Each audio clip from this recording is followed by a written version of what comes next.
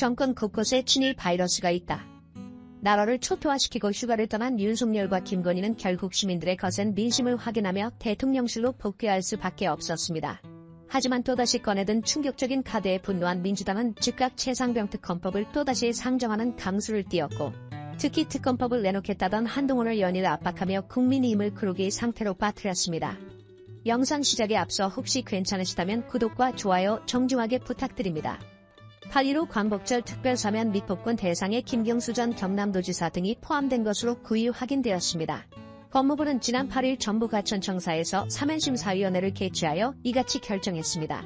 김 전 지사는 드루킹 댓글 조작 사건으로 2021년 7월 대법원에서 징역 2년을 확정받았으며 이듬해인 2022년 12월 특별사면으로 자녀 형기 집행이 면제되었지만 복권되지는 않았습니다. 김 전 지사의 복권이 최종 결정되면 그는 다시 선거 출마가 가능해집니다. 이외에도 박근혜 정부 시절 조윤선 전 청와대 정무수석, 현기환 전 정무수석, 안종범 전 정책조정수석, 원세훈 전 국가정보원장 등이 사면 복권 대상에 포함되었습니다. 박성재 법무부 장관은 사면심사위 결과를 윤석열 대통령에게 보고하며 최종 사면 복권 명단은 오는 13일 국무회의 의결을 거쳐 확정될 예정입니다. 이번 복권과 관련해 야권 분열을 노리는 여권의 정치적 의도가 있다는 주장이 나왔습니다. 장경태 더불어민주당 최고위원은 이날 SBS 라디오에서 김경수 전 경남도지사의 정치적 활동을 보장해야 한다고 생각하지만 하필 민주당의 전당대회 과정에서 복권이 이루어지는 것은 딸떠름한 느낌이 든다며 정치적 의도가 있는 게 아니냐는 생각이 든다고 말했습니다. 결국 당대표 선출이 유력한 이재명 전 대표를 막기 위해 안간힘을 쓰고 있는 윤석열이 꺼내든 카드가 결국 김경수의 복권이라는 점인 것입니다. 특히 최근 최고위원에 출마한 정봉주와 이재명 대표를 둘러싸고 심상치 않은 소식들이 흘러나오는 가운데 압도적 지지율 1위 이재명 대표 흔들기에 또다시 대통령실과 국민의힘, 이제는 일부 수박 세력까지 가세하고 있지만 결국 국민만 바라보고 앞으로 나아가는 하이를 기어코 해내는 이재명 대표 체제의 국민들은 끝없는 지지를 보내고 또 이에 민주당 의원들이 적극 호응하며 앞으로 나아가겠다는 의지를 나타내고 있는 것입니다. 국민권익위원회 간부가 스스로 목숨을 끊었습니다. 코인의 명복을 빕니다.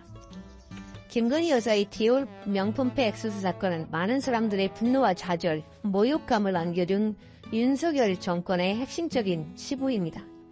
도덕적 양심의 벼랑 끝으로 내몰리는 공무원들이 곳곳에서 고통받고 있을 겁니다. 검사들이 출장 뷔페에 가듯이 김건희 여사 앞에 불려가 핸드폰 뺏기고 신분증 뺏기고 수사했다고 하니 국민권익위야 오죽했겠습니까? 예외도 특혜도 성역도 없이 조사하겠다던 검찰총장도 결국 사과를 할 수밖에 없었던 윤석열 정권의 무도함이 끝내 아까운 한 공무원의 목숨을 앗아갔습니다. 윤석열 정권 이보다 더 나쁜 정권이 있었을까? 야당 탄압 정적 제거 이재명 대표 죽이기에는 전대미문의 폭력을 휘두르고 김건희 여사의 도이치모터스 주가 조작으로 디올 명품백 수수 사건은 정권의 명을 걸고 철통당합니다. 일찍이 군사독재 정권에서도 찾아보기 힘든 모렴치의 극치입니다.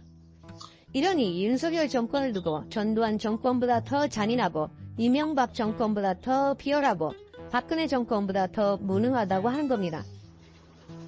예전에 잔인하고 비열하고 무능했던 독재 정권도 국민에게 잘 보이려고 하는 척이라도 했고 착한 척이라도 했고 야당과 협력하는 척이라도 했습니다. 그런데 윤석열 정권은 무지몽매하고 무지막지합니다. 도둑질도 숨어서 하는 겁니다. 그런데 이 정권은 대놓고 배째라는 식입니다. 국회에서 통과시킨 법에 대해 거부권 독주를 해놓고 항상 적반하장식입니다. 언론 탄압 방송 장악도 아예 대놓고 될 대로 되라 할 테면 해봐라는 식입니다. 최상병 수사 외압 사건과 백혜령 마약 수사 사건에서 보듯 들키든 말든 대놓고 내 멋대로 합니다. 독립기념 관정에 가장 부적합한 인사를 내리켰고 민족 정기와 독립운동 정신을 대놓고 훼손하려 합니다. 7일의 역사, 독립운동의 역사를 지우고 왜곡하면 누가 이기고 누가 피해를 보겠습니까? 이러한 시도들은 헌법 정신의 정면 부정입니다. 대한민국 헌법 전문은 이렇게 시작합니다. 유구한 역사와 전통에 빛나는 자랑스러운 대한국민은 3.1운동으로 건립된 대한민국 임시정부의 법 통과 이렇게 되어 있습니다. 다시 말해 대한민국은 그들이 말하는 것처럼 국민 영토 주권이 없어서 대한민국이 존재하지 않은 것이 아니라 대한민국 헌법은 대한민국 1년을 1919년 임시정부로 규정하고 있습니다. 초대 이승만 대통령이 1948년 정부 수립을 한 이후 9월 1일 첫 번째 대한민국 관보를 냅니다. 이 관보에 보면 밑에 대한민국 30년 9월 1일이라고 적고 있습니다. 이승만 대통령도 1948년 9월 1일을 대한민국 30년이라고 한 것은 1919년 대한민국 임시정부를 대한민국 정부 1년이라고 본 겁니다. 엄연히 이렇게 독립운동의 역사가 대한민국의 역사 이거는 8.15 해방 이전에 정부 수립 이전에 대한민국은 존재하지 않았다는 식으로 말하는 것 자체가 헌법 부정입니다. 독립관장은 당장 사퇴하시기 바랍니다. 정계는 망가지든 말든 대책은커녕 대통령은 죽어가서 휴가용 개업 휴업 상태입니다. 정치, 경제, 외교, 안보, 사회, 문화 어디 서한 곳이 없습니다. 5년짜리 임기의 대통령이 너무 겁이 없습니다. 지난 총선에서 국민들은 윤석열 정권을 매섭게 심판했고 사실상 심리적 탄핵을 했거늘 이 정권은 남을 나라 마이웨이입니다. 국민과 치킨게임 하듯 눈과 귀를 막고 국민과 싸우자 합니다. 국민에게 오기를 부리듯 국민들과 누가 이기는지 해보자는 식으로 강짜를 부립니다. 그러나 명심하십시오. 국민과 정권이 싸우면 결국 국민이 이깁니다. 국민 이기는 정권 없습니다. IMF 시절보다 더 어렵다는 국민들의 원성의 목소리가 점점 용산 대통령실로 직행하고 있음을 아시기 바랍니다. 윤석열 정권 곧 문 닫을 시간이 옵니다. 정권은 짧고 국민은 영원합니다. 민주당 전당대회가 내일은 경기도, 모레 일요일은 대전, 세종에서 열립니다.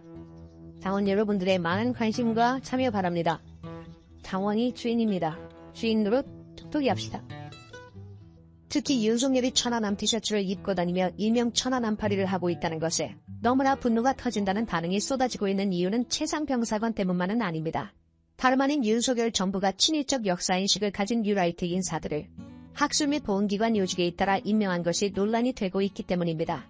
지난달 말 식민지군 대화론에 입각한 역사서술로 논란을 일으킨 반일 종족주의의 공동필자 김남년 동국대 명예교수가 한국학주망연구원장에 취임했으며 지난 6일에는 관복회가 뉴라이트로 지목한 김영석 이사장이 독립기념관장에 임명되었습니다.